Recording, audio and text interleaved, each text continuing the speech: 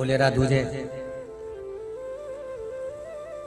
भारत की भूमि पर आप जहां जहां बैठकर शिव महापुराण की कथा सुन रहे हो, शिव मंदिर में एक धतूरा हल्दी में भिगोकर शिव जी को चढ़ाकर उसको वापिस चाहो तो आप दुकान व्यापार के लिए लेकर जाओ, मना नहीं है, पर प्रयास करना।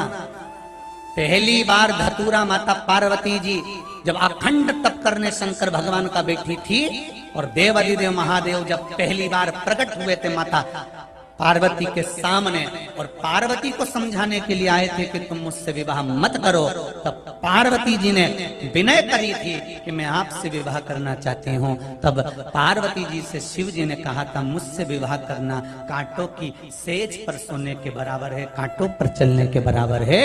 तब माता पार्वती जी ने फुलेरा दूज के दिन पहली बार धतूरा शंकर भगवान को चढ़ाया था कि ये मैं कांटों पर भी चलने को तैयार हूँ, अगर मेरा महादेव मेरे साथ रहे तो।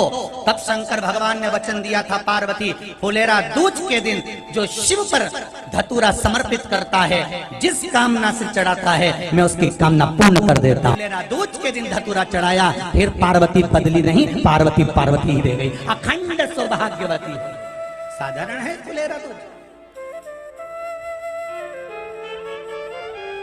जिसको कोई मुहूर्त नहीं मिलता दुकान व्यापार व्यवसाय चलाने के लिए, जो कोई नया काम करने के लिए जिसको कोई मुहूर्त ना मिले, वो इसी मुहूर्त को अपना ले फुलेरा दूज का। फुलेरा दूज का दिन हम दोनों एक दूसरे के हो जाएंगे, कोई दूसरा नहीं रहेगा। वो फुलेरा दूज का सारे दिन तुमने जो दान करा, हर रोज तुमने दान करा, सारा पुण्य करा, वो छिन्न हो सकता है, पर फुलेरा दूज के दिन अगर हम कुछ दान करते हैं वो जिंदगी भर छिन्न नहीं होता, वो अटल अजर और अमर होता है। अंतिम समय तक प्राण त्यागने के बाद भी अगर कोई पिंड ना दे, तर्पण ना दे, तिलांजलि ना दे, फुलेरा दूज के दिन किया गया दान कभी छिन्न नहीं होता, कभी छिन्न नहीं होता। साधारण है फुलेरा दूज। पूरे वर्ष में एक दिन ऐसा होता है जिस दिन जो कुछ भी करना हो बेधड़क कर सकते हो, उसका पुण्य फल हजारों लाखों गुना प्राप्त होगा, वो है फुलेरा दूज का दिन। आपका अगर व्यापार नहीं चल रहा है, बहुत कष्ट कर रहे, बहुत ज्यादा तकलीफ में और व्यापार ठीक चल ही नहीं रहा, सारे उपाय कर देख लेंगे, सब तरह से हताश हो गए, एक फुलेरा दूज का कर लेंगे।